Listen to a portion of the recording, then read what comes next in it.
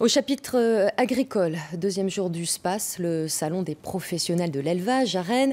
C'est le deuxième plus grand salon agricole de France, plus de 1400 exposants venus de 39 pays. C'est d'ailleurs à cette dimension internationale que se sont intéressés aujourd'hui Séverine Breton et Thierry Bouilly.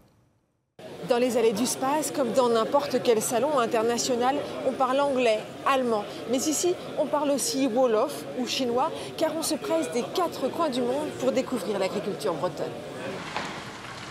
Dans le bus, il y a des Danois, des Camerounais, un Japonais ou une Coréenne. Après avoir visité le SPACE, ils découvrent une ferme bretonne, en vrai. Qui c'est qui n'en a pas? J'ai fait une conversion en label rouge, donc j'ai diminué le nombre de truies et donc le nombre de porcs produits.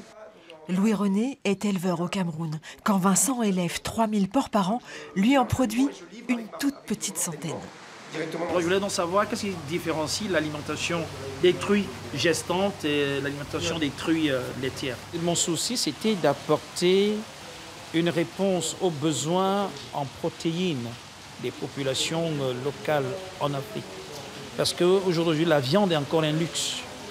Or, moi, je vois ici, c'est une abondance telle qu'on ne s'en rend même pas compte. Alors Vincent explique, raconte les races de porcs, leur alimentation. Souvent, notamment hors Europe, on a peut-être une réputation de technicien, donc on nous pose des questions techniques, voilà. Donc bon, c'est très bien.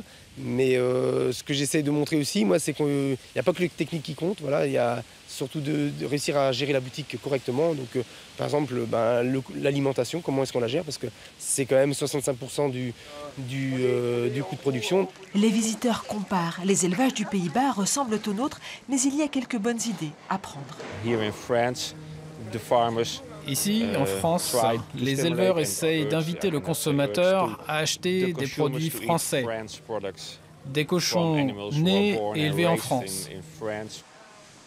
Tous rentreront dans leur pays avec le fameux petit badge « J'aime le porc français » et grâce à Vincent, ils sauront pourquoi.